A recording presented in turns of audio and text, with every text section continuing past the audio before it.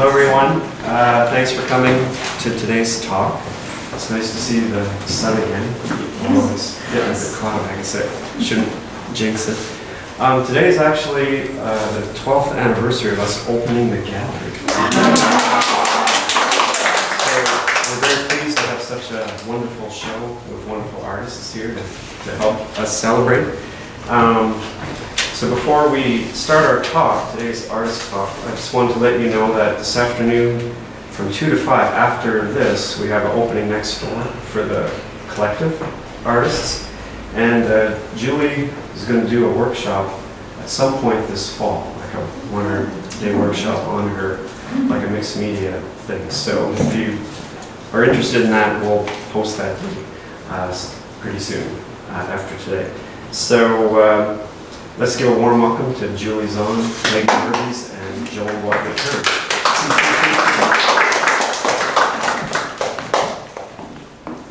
Who would you like to start? Yeah, who wants to go first? So I thought I would just talk a little bit about my interests thematically, and then maybe a little bit about the process, and then I'd take questions at the end, I guess, if anybody is interested in asking questions. So one of the things that I'm interested in is the contrast between the man-made and nature. And I look for things in my environment that have a sense of the human touch. So I'm particularly interested in the contrast between what people choose to nurture or neglect and evidence of that in my environment. So that might be in my garden, or it might be in the streets of Philadelphia or whatever. And I particularly look for things that are visually stimulating to me in some way. So I think the trigger is what things look like, but also what I see embodied in whatever I'm looking at thematically. So in the work that's here, this is a lot of my smaller work. I work at a very large scale oftentimes. The work is a little bit different on that scale. But I'm looking for things that show evidence of nurture oftentimes. So things that are cared after, and what that says about human values in terms of what we choose to revere, or the contrast of that, or what we choose to neglect. So my process is to find things both observationally in terms of collecting things from my environment, but also lately I've been using the internet and also photographs as well. So when I'm making the pieces, I have to figure out what it is that I want to say using the objects that I've collected. And I think that the formal means that I use is really important to me. So it's not just what the objects are, but it's what I choose to do with them in terms of the construction of the image. So I use this combination of both working from observation, and some of these pieces like these here are the smaller pieces are all done from direct observation, whereas this one with the surveillance camera is a combination of plants that I actually took from my summer garden and rooted over the winter, but also the surveillance camera. I've become very interested in finding the private in public space. So oftentimes I find evidence of things that people have left in the environment, but I think that the idea of the surveillance cameras is mixing this private with the public space. Let's see, should I say more? Or I think that the construction of the image is something that I'm also very interested in. So composition is very important. How I use color, how I choose to organize the work so that I get the ideas across. So for example, somebody commented on this small piece with the netting behind it, which I'm really interested in beauty, but I'm also interested in beauty being informed by its opposite. So when I construct something like that, I'm thinking about how can I play with the flower, which is naturally beautiful, but also within the context that I find it, where it's being supported by this wire structure that has a somewhat threatening sense about it at the same time. So I'm just trying to play the opposites against each other. And that's true in a lot of the work, like in the larger piece that's down there, you see that that piece was constructed actually with a bush that I have on my roof garden. I don't think anybody would know known that it's actually cultivated bush, and then I was really interested in finding things that were, that you find attached to barbed wire, and the idea of them being impaled, but at the same time there's beauty within the piece too. So it's playing the opposites against each other, where things are beautiful but oftentimes maybe threatening at the same time, and how one informs the other in terms of idea. I guess that's it for me. I'm happy to take questions afterwards. Yeah, we'll do questions after all three artists go. So who would like to go next? All right, I guess so. I'm Peggy Merves, and these colorful ones are all mine. In November of 2017, I heard an interview with Jon Batiste, who's the band leader for Stephen Colbert, and he's a very fine musician. And he said something that really struck me. He quoted Thelonious Monk, and who said, "You don't have to play every note." And I had been thinking as I was working at that time, and somewhat before that, that I don't need to paint every tone. I went to PAFA in the 1980s, and if you were a painting major, you focused on drawing, obviously, and on painting tones, because you wanted to capture the light that was crossing whatever you were looking at. So I've been obviously trying to do that kind of work for a number of years. So that's one piece of it, and then I have to backtrack because in 2011 I started doing what I call window paintings. And I have big picture windows in my studio and in my kitchen. So I started setting up a still life on the table in front of the windows, and then including some part of the view out the window. And I've done a number of series of paintings along those lines. And then last year, I guess I was looking for some different inspiration. So I have a book of Gustav Klimt's landscape paintings, which I bought at the Philadelphia Museum of Art. And I love his landscapes. I love where he puts the horizon line and all the detail. And they're all perfect squares. For some reason, he liked the square format. So I decided that instead of what was out the window, I would use a landscape from the book.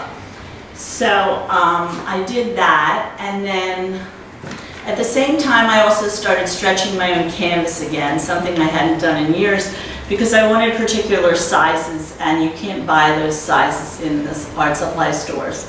That was the second thing I did. And then I had been using a lot of white in a lot of my paintings to try to unify the painting and create a uniform ground, painting on the white ground.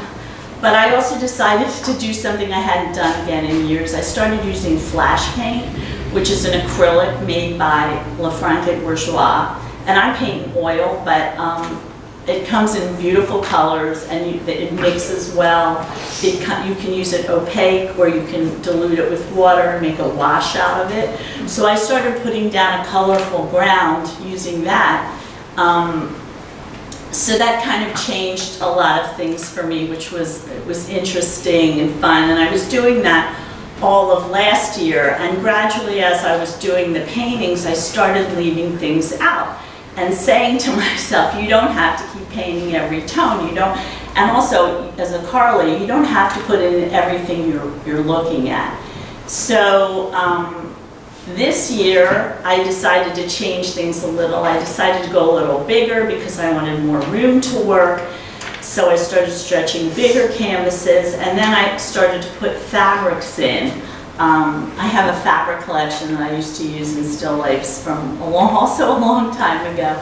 So I started putting the fabrics in because it gave the piece more complexity, made it more interesting to me. And I also, for my birthday in April, I got a plant from my brother-in-law and sister-in-law, which was an orchid.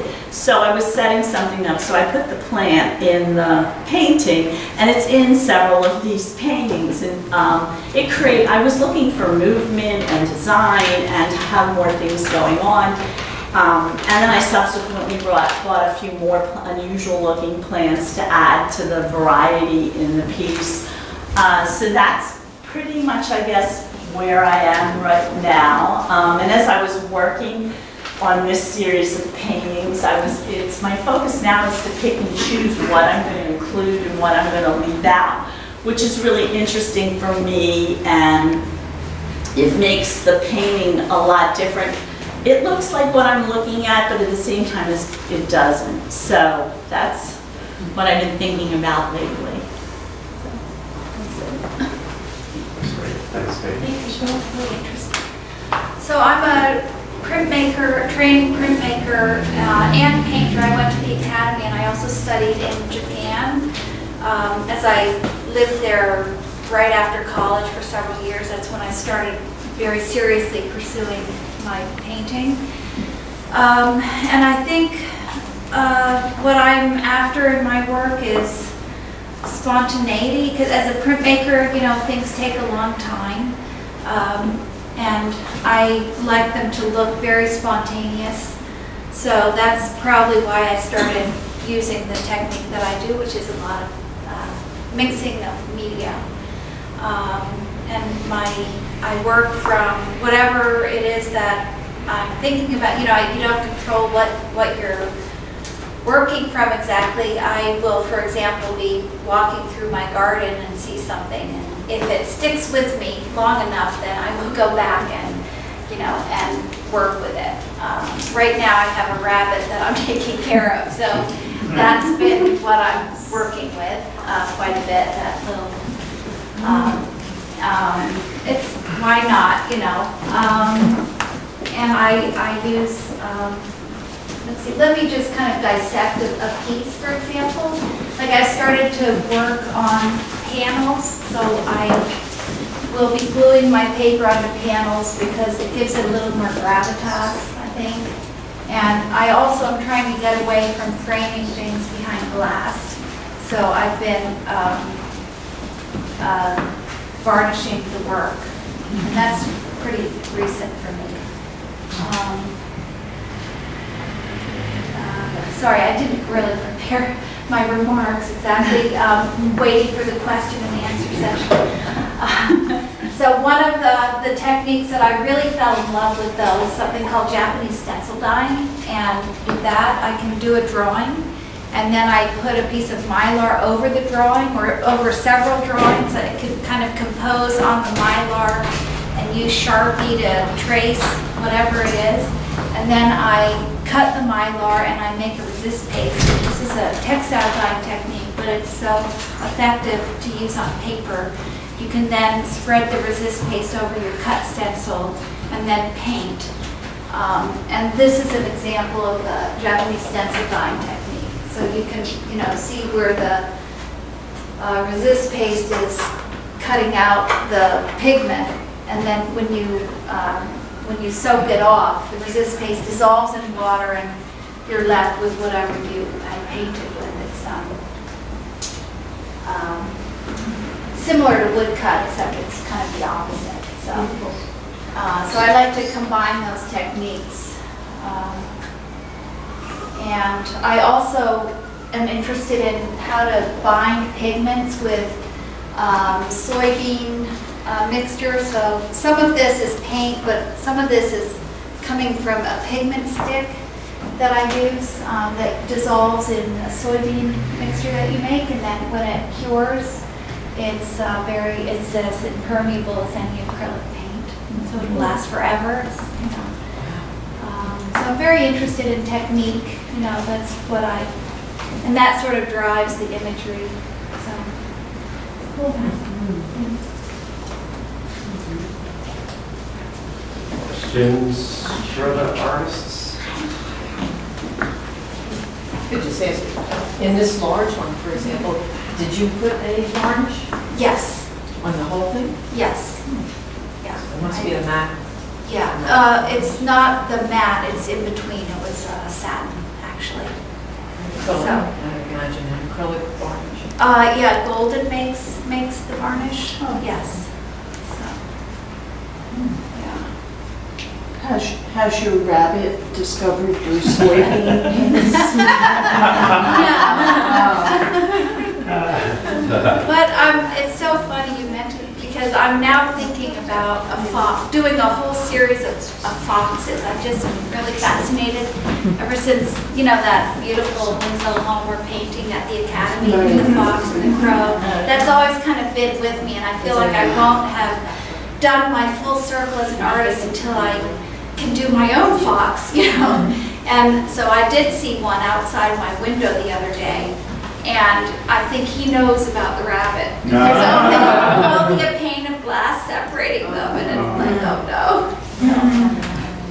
Is the Japanese technique a traditional technique or a more modern one that you adapted? It's a traditional textile dyeing technique that's still used in Kyoto, but I've adapted it to paper. Yeah. I have a question. I'm curious about the other parts of this piece. Is that woodcut, or how do you get that? Woodcut. It's all woodcut. Yeah, Okay. it's woodcut on top of painting. On top. Yeah, so I'm painting, another thing I didn't mention is the layering effect. One thing, I'm not crazy about like clunky collages, even though there's so many great ones out there, but for myself it doesn't feel like the right way to work. So I peel the paper down to just the very pigment layer, and then I pound it into the substrate paper. So that's so you get the layering effect, and I'm really interested in that because I've just begun to kind of exploit it, but that kind of thing. Cool. That So the quality of the paper is really important, and I learned all about that when I apprenticed with an antique screen restorer, and we had to spray paper. We had to take these screens apart, ancient screens, spray them down and peel the paper off in order to put new paper on and re-hang them on new shoji screens. So I spent a year peeling paper. Now you know how to do it. Yeah. But there is an art to it. Like he would yell at us, like the other apprentice was always peeling too much. And there's just, you have to be really sensitive to the actual paper and not peel too much and just the right layer. Actually, there is an art to it. Joan, I have a question for you. So you switched media, like gouache, oil, printmaking. So what tells you to do that? How do you figure it out? What needs what? Well, I'm not sure. I mean, I think that when I did my most recent prints, I had a grant from the Independence Foundation to work with Cindy Ettinger. So that was sort of the impetus for that. I had planned that all along. And I guess one of the things that I wanted to get out of the printmaking, what I was doing is I was making multiple plates, and then I was cutting them up and collaging them together.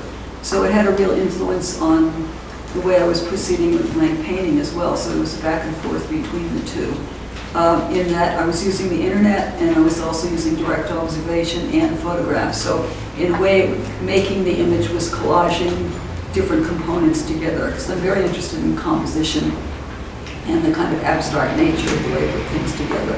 So there's a dialogue back and forth between the printmaking and the oil painting.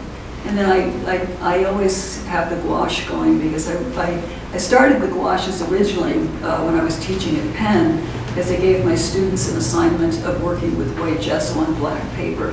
And as I saw what they were doing, I thought, wow, that's really cool. I think I should try something like that. So it's just interesting how things sort of develop. And I think that the thing about working on black paper is that there's a figure ground reversal. So it makes you see in a different way, and I think I'm always trying to think of ways that sort of shock my sensibility so that I see freshly and anew in a way. And I think the printmaking does that. The dialogue between the painting and the printmaking does that, because you have to respond differently with a different media and see what's similar and what's different from it. Thank you. Thank you. There are questions for? All right, well, I mean, the artists will hang out for a while and speak informally, but for the time being, thanks so much for